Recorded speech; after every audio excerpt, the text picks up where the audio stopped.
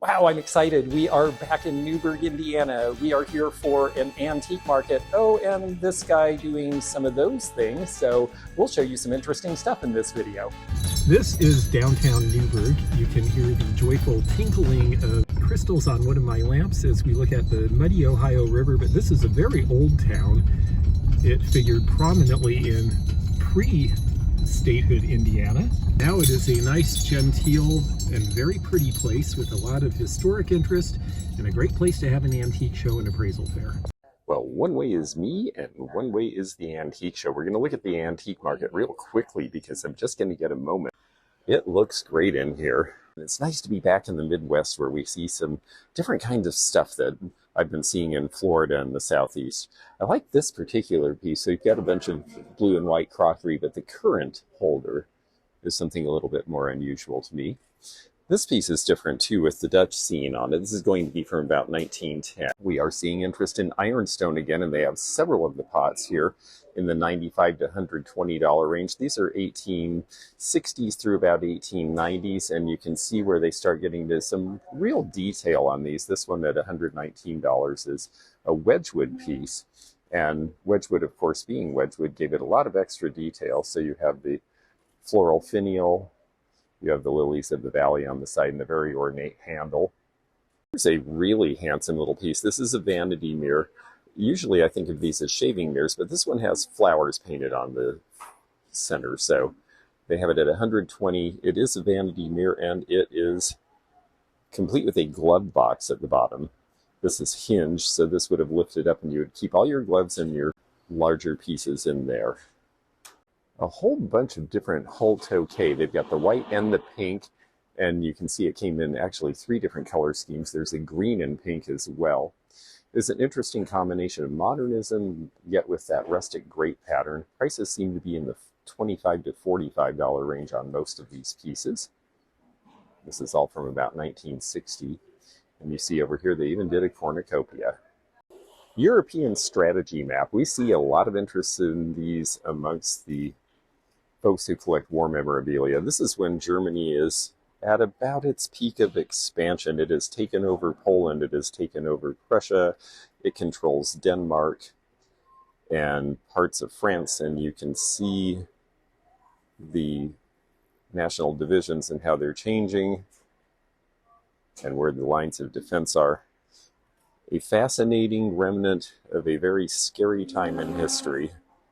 These are pretty collectible. We usually see prices over $100 for these in this condition. I'll have to come back for this. This is a Viking ruby. Ruby is a little harder to find than the oranges. It's a console bowl. It's only priced at $22, so I think there's some room for a dealer in that. I love bookends, and these are a lot of fun. These are by the Dodge Company, and they've got a nice mark on the bottom. Oftentimes this paper mark is missing, but these are in great shape. Dodge Los Angeles. $135 for the pair. We don't see a whole lot of these anymore, but they used to take the cigar box liners and sew them into little blankets, large linens. It's really neat. They've got everything from the national flags from around World War I to the Native American designs to butterflies. It's priced at $95. You've got a bunch of mourning jewelry and a bunch of flower pins from the other end of the... Oh, that's great. $12 each. That seems like a good price for a lot of those. Those are great, happy colors, but I'm fascinated that you have so much mourning jewelry. Did this all come from one estate? No, several. Several, yeah. Yeah, so this is woven hair. It's just incredible. Look at the detail. Wow, with the fittings and everything. That's amazing. And they kept blonde and brown hair to do a pattern. That is really something different. I haven't seen that often with jewelry. Usually it's all one color if it's hair jewelry. That is just really neat. How much are the hair pieces? They're 40 each. 40 each? Gosh, that seems pretty good for hair jewelry. Very interesting. I find it fascinating. Some people don't like it because it's human hair, but I just think it's the neatest thing. Look at this neat size, child size cabinet. Oh, this is just great. This is from about 1900. It's got the applied carving. It's priced at $150. That is just a darling size. It's only about 3 feet tall. And this place with the basket quilt and the various appliques. This is just a really fun space. There are some really great dealers here, and it's nice to be back in this part of the country and see things like tramp art boxes that are really elaborate like this. This one is interesting because it's got a handle on one side. It's priced at $225. And this is really neat, the cast truck. That is a toy from about 1910 when you started having cab-over trucks running around cities. This one has a load of lumber in it, and the stake beds, it's priced at $225. In the late 1800s, embroidery in these Adirondack frames of a religious nature was very popular, and we see a lot of it in the Midwest, as well as the classic, the old oaken bucket. These little pieces are priced between $65 and $95 each. And then we have a sampler here. This has great color. Samplers are popular again, $175 on this little one. And there's a great little uranium glass collection there. The tall candle holders in the back are 1920s.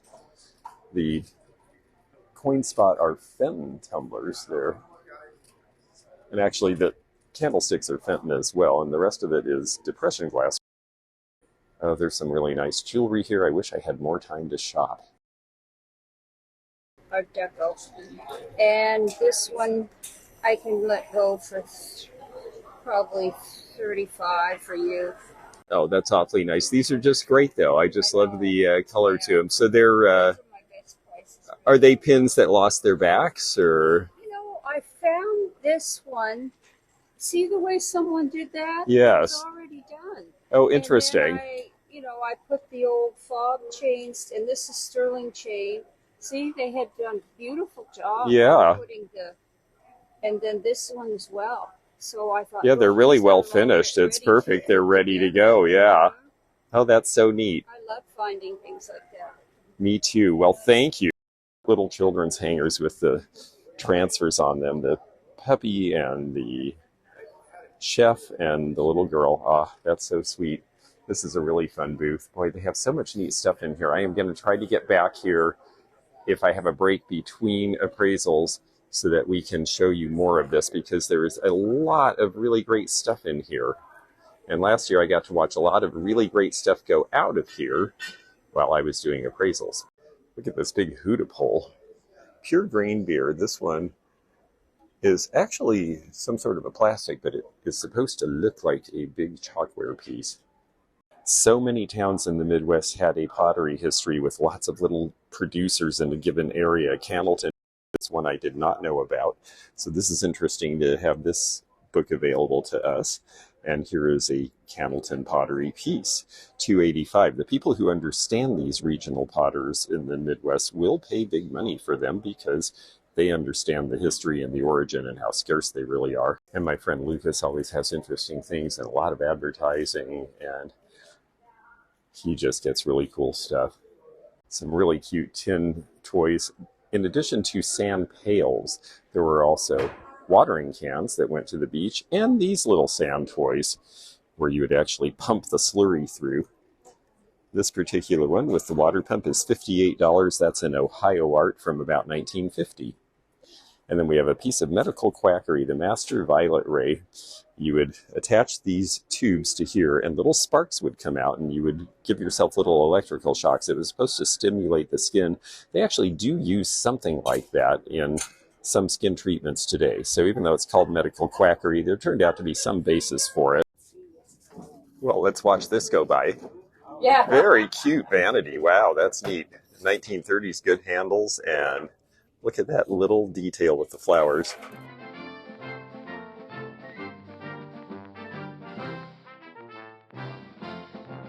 This is a set of silverware that my great aunt's best friend gave me right after we got married. Aw, that's very nice. I don't know if it's ever been used. It does not look to me like it's been used at all, really. That often was the case. You know, people would get fancy sets like this, and if you weren't doing a lot of formal entertaining, you saved it for a special occasion, and the special occasion maybe never came. And so we do see sets like this that are absolutely perfect. It has some sort of a rose pattern to it. Rogers was probably the best known of all the silver plate companies, and they made a ton of stuff. And I'd say that she probably got this in the 1930s. It's pretty easy to tell by the printing in the bottom here. You get an idea for the typeface and what they used, and also the shaping of this box. This was definitely an era when everybody was supposed to have a pattern, either in sterling or silver plate, and you registered when you were going to get married, and you had people buy your pattern, and you added to it over the years. As time went on, life became less formal and people just stopped using things like this.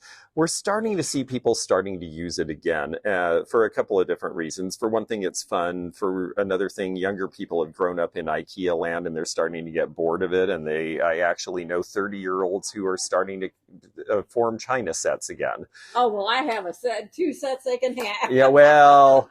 That's the problem, is there's a whole lot of them out there still trying to find a home, but we're starting to see homes for them. And because of that, I would say this piece, you know, top retail on it is probably about $100 for the set. So the tarnish resisting chest basically means that it's lined and it's sealed in a way that you don't have to polish if you leave the stuff in the chest. And that's a great thing, because polishing is the reason that a lot of people gave up on these. Isn't that neat? Oh, it's great, yes. And it is a little spooky with that head in it, don't you think? You purchased this. I did. I actually got it at an online auction. Oh, I don't wow. know why I liked it. It spoke to me, and I kept going, and I got it. I think it's fantastic. Nothing like it. Do you mind me asking what you gave for it? I paid $100 for it. And it was the only one they had. It was the only weird thing they had. It's in wonderful condition. It's very solid. It should date to sometime around between 1880 and 1895. The shape is really interesting, and the three-footed is an unusual form that we don't see a whole lot. Taking a look here, it looks like the carving is all done by hand, because you notice it's not entirely even, and that really adds to the value. It's not a machine carved piece, because they did have machines by this time that could do some of the carving, but it looks to me like a lot of this was shaped by hand. These are different planks they had to put together to get a big enough piece. It is oak. This here makes me think American, because see the wideness in the rays there, what they call pith rays or tiger oak here. Okay. By the time this would have been made in Europe, most of the trees that would have been old enough to have that wide ray were already cut. Oh, okay. And so that makes me think, and if it was German, I would expect it to be Black Forest walnut rather than oak. So I do believe it's an American piece, probably made in New York. You paid $100. I think you could probably get $250 to $295 for it. And if things start to progress more back to more interest in this type of furniture, which is at a little bit of a low ebb right now. At one time, I would have said $350 to $400. How did you get this piece? This is a German Bible. It was my great-grandmother's, and we just recently had to clean out my mother's house, and we came across it. Aw. So over the weekend, my sister said, y'all want it? And I was like, well, and I knew this was coming. I said, I'll take it. Aw, that's great. Well, I'm like, it's in perfect condition almost. It's in amazing condition, and even the little things they've got in it, the little pieces that they put in are also in great shape. Yeah, it's really, really clean. This would have been something that would have been a gift originally, and this would have been made sometime about 1880, I would say, in Germany. This probably spent part of its life in a box because the gilding is so clean. If it sat in a bookshelf, you would expect it to be in good shape, but you would think the gilding would be a little more aged than this. So it actually was preserved in some place that was fairly airtight for a long time, and that's a pretty neat thing. You know, Bibles are starting to be more collectible, at least presentation Bibles like this. Now, the fact that it's in German makes sense because so many people in this area were German emigres. It doesn't make it necessarily more valuable here. It might actually be the most valuable in Germany, but I think it's a beautiful piece, and because of all the detail and the wonderful condition, I would think, you know, obviously it's a family keepsake, so that's where the value is to you. But I would think in a store you might see a price between $95 and $125 on this because it's so well done. From my great-grandmother. Oh yes, a nice oak box, and again with the cross inlaid. Is there a Bible in this as well? No. Oh. this is when, years ago, they came to the home to do Yes. the anointing of the sick. Yes, that's right. This is the kit Yes. that they would come. Right. Everything is there but the holy water because it evaporated over time. The original folio, which is interesting too, because it actually shows you how to use the Homan Sick Call outfit by the Homan Silver Plate Company of Cincinnati, Ohio. So it is an American-made piece, which I wasn't sure at first. It's really wonderfully detailed, and it's just great that it's got all the pieces to it. As time went on, these changed to where they were just a crucifix and you slid open a top and it had the little pieces. Yeah. It is just great that it's got this nice fitted case. I think we'll probably see if we look in here a date, if there is a date, it's probably going to be right around 1900. And it says 1897. So inside we have a receipt. William F. Meyer Furniture, and this went to Harry Gertner. Gentner, yeah. Gentner. That's my great-grandfather. That's your great-grandfather. Okay, well, he apparently bought a spring mattress for $10. He bought 6 chairs for under $10, an oak box for $7. What year was this? This says 1906, if I'm reading this right. He bought a whole bunch of furniture for $129.60. And I think that this piece actually, funnily enough, is not listed among the things that he bought. Now, I will say honestly that because of some of the problems in the Catholic Church, we have seen a decline in collecting of things that have to do. But in the right hands, this could go for $150 because it's so complete. And it's a really nice one. When you have some things like this that have come through the family and you think, am I ever going to use it or do anything with it? And then you open it and you're like, but it's so deeply connected to them. How could I let it go? Yeah.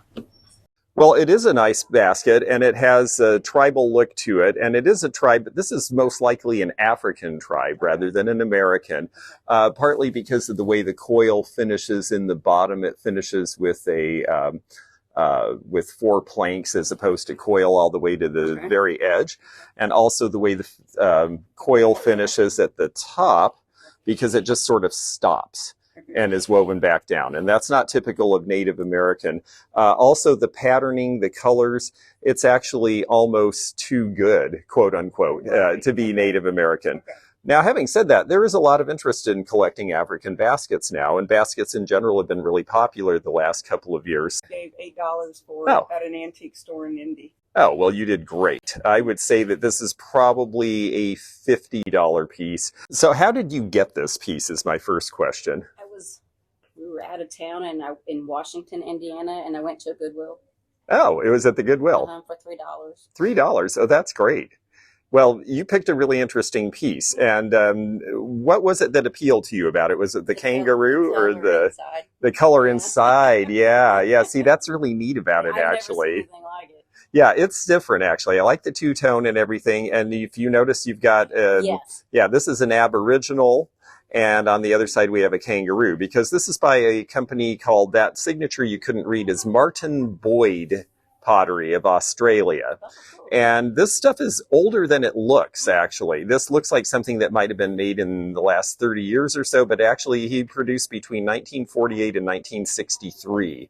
So we don't see this stuff in the United States often at all. How this ended up in Washington, Indiana, well, somebody must have gone on vacation and picked it up and then didn't know what it was years later. So that is really neat. Did it have a top? No, this one I think was just open as just a little cash bowl of some sort. Your value on this is somewhere around $35. So not bad for $3 at the Goodwill. That's cool. And tell me about this little piece. It was at an estate sale, and the color just drew me to it, and I thought it was pretty, so I bought it. It is pretty. And this is a very famous pattern called Cosmos. We see a lot of these miniature oil lamps from about right around 1900 for this particular pattern. And of course, you had to have little lamps all over the house because these were your night lights and you didn't have electricity necessarily. And so you had little lamps like this. A lot of times they'd put them in the windows, which is why a lot of Victorian homes burned to the ground.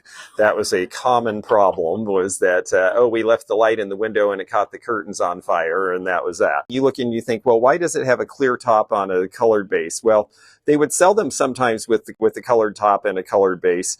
But really, you know, they were considered kind of utilitarian at the time. And so it was just sort of, well, you know, we've got clear ones, they get clear ones today. And they didn't really think much of it because they were inexpensive at the time that they were being made. Now they're not so much. A lot of people like these and collect them. And I would say probably around $95 on that. Aw, that's really neat. How long have you had him? Oh, I don't know. It was my grandfather's, so as far as I know, it's always in his house, and I'm 74 years old. So. Oh, that's great. Well, this one looks like it's made out of what they call Sirocco wood. And so you notice it sort of has a wood grain, but it feels heavy compared to wood, right? Well, that's because Sirocco wood is where they would take wood pulp and they would grind it up and mix it with glue and other materials so that they could make objects out of it that look like wood, but were actually easy to do in a mold. And that was popular starting in the 1930s. And elephants are a really popular motif in the 1930s as well. An elephant with its trunk up was supposed to be good luck, and people could use a little luck at that point during the Depression. This guy, he's got the painted tusks. He's got a little bit of red on the tip of the trunk, and he's got the painted eyes. So this is a pretty early piece for them when they were doing more detailed work. Sirocco was Syracuse Ornamental Company, so they were based out of Syracuse, New York. I think he's really great, and you don't see the elephant very often. I would think that for the right collector, this would probably sell $35 to $40. Oh, now this is cute. She got it. Well, I understand her husband got it for my grandpa, but I don't know where it's. Oh, this is very interesting. It's right out of the 50s, of course. It's a little TV lamp. You almost never see it with the head base on top. Usually it's just a little piece by itself. The head bases were actually made by a different company. Lamp companies kind of came and went a lot, so there aren't too many that we can actually say, oh, this was the company that made this lamp, because with the exception of Lightolier and Moss Lamp Company, most of them they're in business a few years and then they're gone, and they're just they're assembling parts made by other people. So this was made by somebody else, and then this was made by somebody else, and then the lamp company put the lamp in it. The main point of this is it's very 1950s. It's in good condition. It's an interesting design. People really like TV lamps. If I had this in my store in Florida, where these sell a little better than they sell in this area, I would probably price this around $65 to $85. Oh, that's neat.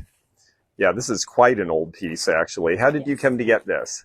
So I've inherited these recently from my mom. She always called them the BOONE silver, because my 5th great-grandmother was Daniel Boone's sister. Oh. And then the ladle, which is quite substantial and has a big mark on it.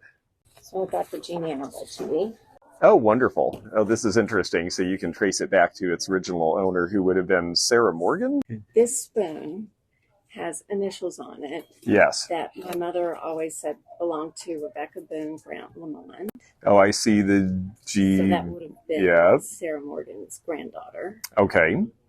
And then this one has JD, which is Eliza Jane, called Jenny Lamont Duncan. The reason you see that triangle there is because they knew this was a soft part, and silver is a fairly soft metal anyway, and so they wanted to strengthen it there so that it wouldn't break when they were using it at the join. So instead it broke right where they stopped, which is, you know, it was the next weak point. When you start having things where it seems like you can pretty well demonstrate that there is a connection to the Boone family, well, then the value is really about the genealogy and the history more than it is about being a silver spoon or a ladle by far. So this piece, I believe you're looking at probably, you know, it says that she lived from 1774 to 1858. I would say that this is Georgian era sterling, so you're probably looking somewhere around 1810. which would be about right. She'd be in about the middle of her life. This is when, you know, at least this family is starting to do well financially. A lot of families out on the frontier would not have been able to afford anything like this. But, you know, this is a storied family with lots of land grants, and there's some money at this point in the family. This piece is definitely later. You said that the silver maker, the Blanchard mark, in your research seemed to predate the 1848 to 1940, and I see you've done, very good, the Paul Revere of the South. Yes, he is really, yeah, from Lexington, exactly. Yeah, and Kentucky, you know, Kentucky grew very fast. There was a lot of money and prestige in Kentucky, especially in Louisville for a long time. So Blanchard was very important. This is just really interesting as a regional collectible for a whole bunch of different reasons. If it was just a regular, well, this is neat, it's from that period and we don't know who it is, then we're probably looking at maybe 85 to 100 on that, and we might be looking at, I don't know, 250 on a Blanchard piece because it's Blanchard, maybe 300. But I think that because you have what seems to be pretty verifiable genealogy tracing it to the Boone family, you could probably about double those numbers. It was appraised by a guy in Durango, Colorado. It's always interesting when you're looking at something and a prior appraisal exists, especially from 84, because appraisals weren't done the same way they were done now. So they have fair market value of 600 to 900, and they said it's a Valero Star. It says the state of Indiana and its agents or Friends of Angel Mounds Incorporated are not responsible for any loss. So what it was that similar to today, yes. He came and did appraisals. So it's Valero Star. Some things that are really nice about this one. The condition is very good. It's tied off at the corners as it should be. Doesn't have any, these are natural dyes, this red in particular. And so the fact that it hasn't run is really important. It's not bleeding. It's not staining the rest of the piece, which oftentimes happen. And so, yeah, this is really nice. It's got a lot of detail, and with the arrows and everything. I would say in the market today, I know the appraisal was old. Fair market value didn't really have a legal definition when they made that appraisal. It now has a legal IRS definition. And so what they considered fair market was probably what we would have considered insurance at the time. If you were to insure it now, I would insure it for between $2,000 and $2,500. I think a retail on this conservatively would be in the $1,500 to $1,700 range.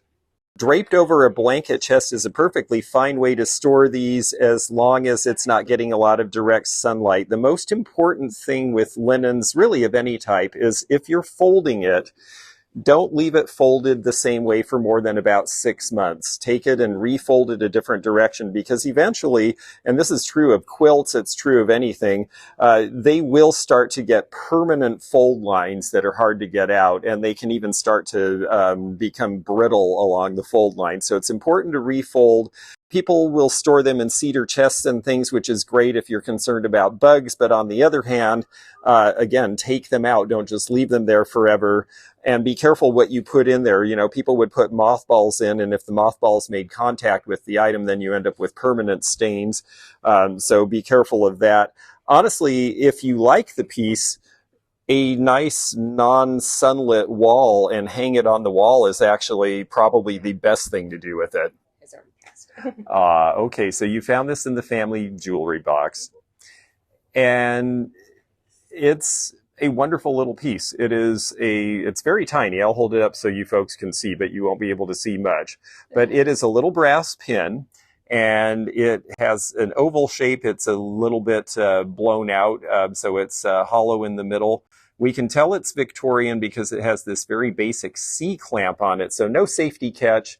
If it came off, you just lost it, and that was the end of that. And that's why we don't have so many of these anymore. It's nice because it has this knee yellow, which is the black, and that's where they actually use a combination of lead and sulfur to give it a black enameling. So it's a colorant, but because it's metal, it actually adheres to the other metal and stays on.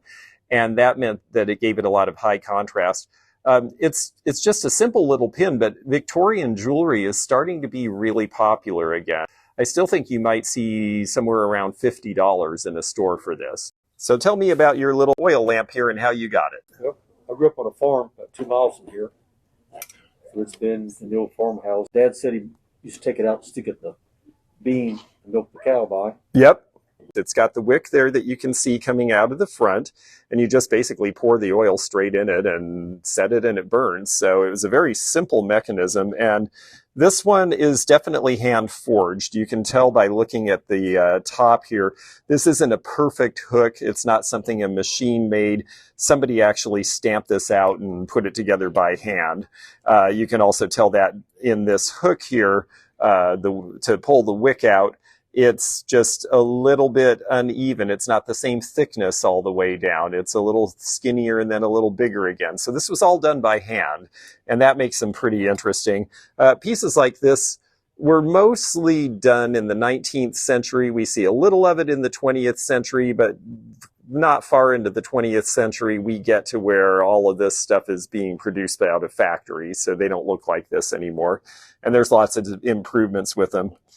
I think it's a really neat piece, and this is the part of the country where these things sell. For the right buyer, they might pay $125 for it. This is a very early advertising piece. This is a match safe. These would have hung on the wall, and this is for Dutch Boy paint. And you can see the Dutch Boy holding the brush there, and on the back it actually says, "The Dutch Boy painter, this attractive little fellow is the trademark on absolutely pure white lead paint.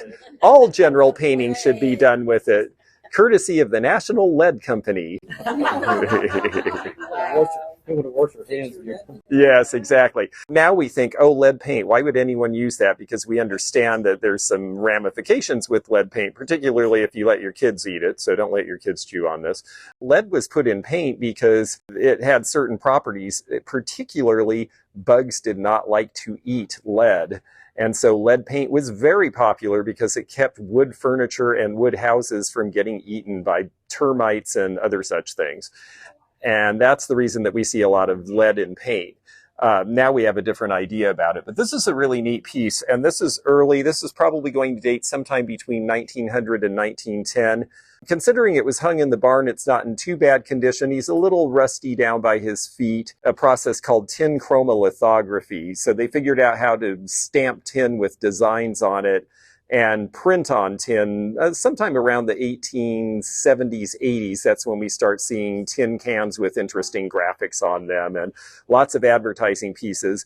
Match safes were a good thing to give out because you would hang it on the wall and you would see it every time you went to get to the match. So, and Dutch Boy is a pretty popular advertising piece. In this condition, I would say around 100. If he was in perfect condition, he'd probably be worth about 2. That is pretty. It's so pretty with fruit. I do use it on my ring. Yeah, I would too. Good.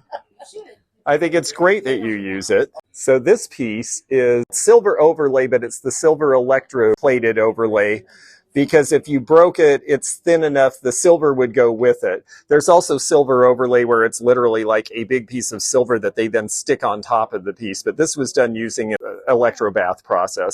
My mom cleaned houses for this. She was a very old woman at that time, and oh, okay. She gave it to my mom. She gave it to your mom. Well, it's a beautiful piece. The blank, which is, if it didn't have the decoration, is a pattern called Cambridge Caprice, made in Ohio. This was considered elegant depression glass, so it was a little better. It wasn't the stuff you got at the movies or out of a box of oats. This was the stuff that if you had a little bit of money, you paid a little bit more for it. It would be fire polished, so there weren't any seams. It was a little thicker. It was better quality. They would make sure there were no bubbles. One of the reasons depression glass has lots of patterns is because it was made fast and cheap, and there would be a lot of bubbles and imperfections in it that they didn't want you to see, so they'd put an elaborate pattern on it. Well, when it was good glass like this, well, they'd leave part of it blank so you could see how good the glass was. And so the bottom doesn't have the pattern. It's a neat piece. The decoration was probably done by another company after the fact. That was very popular to do around 1940. So that's when I think this is. And your value on this, I would say probably in the $50 to $65 range. Is that right? They used to be higher. Elegant glass is a little out of style right now because most of it was clear and people want colors in glass right now. Oh, this is nice. So how'd you get this watercolor?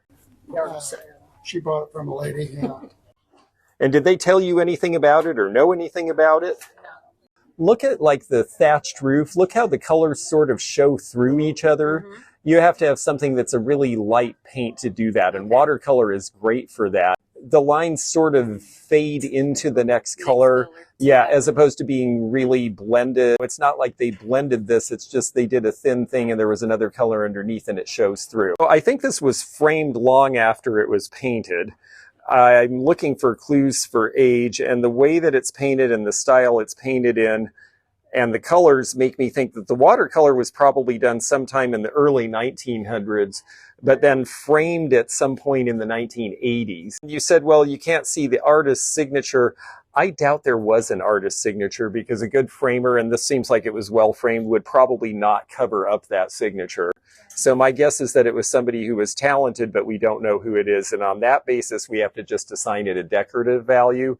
And I would say that would be, probably in the $100 range. You brought it in something that I don't know if you were going to show me, but I love these things. Yes, that is fantastic. So how did you come to get this? Yard sale. Yard sale. Yard sale a lot. Did they tell you anything about this one when you got it, or did you have any sense for it? Well, I like older things. Yes. I like textiles. I knew that it was worth more than $10. They at $10. Wow. Okay. So this is the thing I keep telling people when I do appraisals in other parts of the country, is that if you like coverlets, you need to come to Indiana, because that's where you're going to find them, and you're going to find them at prices that will just make your head spin. I take these things out to the West Coast in the summertime when I do shows there, because the West Coast wasn't established when these were made. These coverlets started in the 1830s and 40s. The French invented a way to do the looming, where they could do this continuous weave in strips, and then they put it together. And then this one is a winter weight because it's double. The pattern is good. The colors are good. This one doesn't have a name or a date on it, does it? I don't know. Probably not. They're usually, when they do that on these, they're in the corner. It just goes where it goes. Well, it'd be right in the corner where you would see it. But what's great about this one, it's not torn. There's no holes. It hasn't been eaten by bugs. It doesn't have any runs in it. The color is strong. It hasn't faded or been bleached. The fact that it's a heavy winter weight makes it more desirable. The fact that it's large is good, because a lot of these are big enough to actually use on like a queen size bed, and people like that now. You paid $10. That's amazing. I would probably price this at about $200. When she passed away, I inherited this one, which was my favorite, and then my brother and my sister each got one. And this is called the lease, I believe. And my dear lease in San Antonio looked just like that. Yeah, it definitely is a Texas scene, and William Slaughter is definitely a known regional artist. Well, it's just beautiful, and yes, he was known for the blue bonnets, and that just makes it to me. There seems to be something interesting happening with the market for Slaughter right now. He's been gone 20 years. It's so cool that you had a family connection, and that this was actually a gift to the family. That's just great.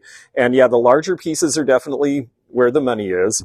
There's starting to be a big divergence as these are selling at auction that's happening right now. So I think this is something to watch over the next few years. And I would actually say, I'm seeing pieces like these being listed at auction galleries, and they are estimating in the $2,000 to $3,000 range for them. But I have seen two listings in my just real quick looking here where they sold for $12,000, two different paintings at two different auction houses. The ones that were selling for lower numbers seem to be ones where he made several versions of the same painting, but ones where he made something that was absolutely like, this is the only one I did of this particular one, are selling for five figures. It sounds like something you're going to want to keep. If you were going to insure this, I would insure it at the big high number, like 10,000 at least, 10 to 15, because again, most of his stuff is selling for a few $1,000s each, but because we're seeing a few of them that are originals that are the only one of that type that he did selling for big numbers, and because he did this for your family as a friend, it may be that there aren't any others of this scene or anything similar. Now, will the market stay up like that? It's hard to say. Sometimes when an artist has been gone a certain amount of time, like a generation, which is about what he's been gone, then you see this huge welling of interest, and there's retrospectives, and it pushes the market, and then that leaves the market, and then the market kind of settles somewhere in the middle. So, you know, we may be at a fever peak right now with him, but I would insure it as if it was going to be like that, because it might just stay there and you would want to be protected if something happened. I know nothing. Retired American history teacher, and he brought it to me because he knew I loved it. Oh, that's fantastic. It does open up, like you said. So we have the picture on the back here, and then we have the other part of the locket. And that was because this is considered mourning jewelry. Mourning jewelry was very popular after the Civil War. And of course, it was because a lot of people lost people in the Civil War. And though he is not dressed as a soldier, his hairstyle and everything is definitely right out of about 1860. So I suspect that he was lost in the war. Maybe because of the war, or maybe he just happened to pass on around that time. And the fact that it opened up as a locket is because you would put a clipping of hair from the person inside the locket and keep their hair with you as a remembrance as well. And why would you have just had that around if someone suddenly died? Well, because people saved hair for all sorts of reasons. You know, as a history teacher, you've probably seen hair receivers. And the wreath. And the wreaths they would make. Yes, exactly. They would also use human hair to stuff little things when they were sewing. It was, you know, you lived out in the sticks, and it wasn't like you just went and got fiber fill. You actually used what you had. And so people, yes, I see someone cringing out there, but it's true. You would actually, you kept human hair and you used it for various stuff. You know, there's no information on the back to tell us who he is, which might make it more desirable. You know, he's not wearing a soldier's outfit or something that would give it, you know, even greater value, but $75 to $95 would be a value. Oh, this is interesting. Yes. And we sat all the time and visited, and he did this years ago for me, because there's President Roosevelt, Winston Churchill. Now, I don't know how to pronounce Haile his name. Selassie was in the service, took these pictures, and he was trying to tell me this was some big meeting with all of them there where they were signing papers, and he brought all this back to his mother from Jerusalem. Very interesting. Yeah, and these were actually one got in Jerusalem, one in Bethlehem, and these came from Cairo, Egypt here. It's just interesting to me. Oh, it's really fascinating. Yeah, Haile Selassie was quite a guy. He managed to hold off Mussolini with a armed force that consisted of very primitive people wielding sticks and throwing rocks. I mean, it was really amazing that he was able to hold off the Italian army for so long. Through all this, which I have his discharge papers from the Army and his induction papers. Wow. Well, first of all, a regular folder of photos from the Second World War is a pretty collectible thing now. And then you add to the fact that he's got all of these where he actually was with these dignitaries. Yep, and there's Haile Selassie and Churchill and FDR. No. What I believe this is, after a quick look, is that there was a meeting of them. They also met with King Farouk of Egypt and other dignitaries in February of 1945. I don't think he has Farouk on this. He gave me every name. Yes, he does. I'm sorry. Ah, there we go. King Farouk. And that's what he said at this table. Fantastic. So this is these are actually pictures of that meeting in 1945. At this point, the Italians have basically been put out of the war. North Africa has largely been liberated. And a lot of the conversation at these meetings is not just, okay, we got through the war, what's our strategy for ending the war, but also, what are we going to do now that we've had this huge war and you folks have fought really valiantly and you're still all colonies of these major powers? This is beginning to discuss the end of colonialism as well. So this is really significant in terms of what its subject matter is. Let's talk about values in a few different manners. So first of all, okay, we have just sort of a casual photo here, but it's interestingly posed, and this is servicemen on break. You're probably looking at $5 to $8 for that piece because it's an interestingly posed picture. He was an MP. They usually, he's an MP. That's why he's in these meetings. My uncle was he was the bailiff in the trial of Tojo in the occupation of Japan, and he's got some interesting stuff from that. Anything that's military, even if it's just mainly candid shots around the base, you immediately are looking at probably $75, $85, $95 for that group of pictures. But now we get into something where we have these really important people at a really important meeting. Not very many people are in that room. Only a few people are taking pictures. So, and these are unique. I think that if you had this in the right hands, and that would probably go to an auction, like maybe Heritage Auction in Dallas or someplace that does military specific, $600 would be a conservative estimate. And it would really depend on how many other images of this particular conference still exist, and whether there are people who are collecting who are looking for pictures of the various conferences held during the war, which there are. So, you know, it could go up from there. It could easily be 4 figures if it got to the right people. Okay. So it's a really interesting and really fun thing to see. Yeah, the condition's really good, but he obviously took great pride in what he was doing. And did I lose our center page with all that? There we go, because we want to keep your notes with it. Notes from him. That's so great that he gave you all of that too, because it's to have everybody. Yeah, because for me to look at those, I couldn't have told you that was Winston Churchill. I mean, I would have had to. I would know some of them on site, and some of them I would have to start looking up, but he did it for us. So just fantastic. Well, this was so much fun. People brought really interesting stuff. I got to see some really great stuff, appraise some really interesting things, and buy a couple of things that need to go with me to Florida.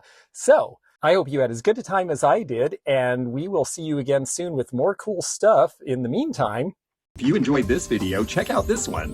Also, click thumbs up to like this video, and check the description for information about our Patreon, our memberships. We've got a lot of different levels with different perks and bonus videos and early content. Also, please do check out our website, theantiquenomad.com, for appraisal help, and we'll see you again for more adventures in the antique and vintage community soon. Bye for now.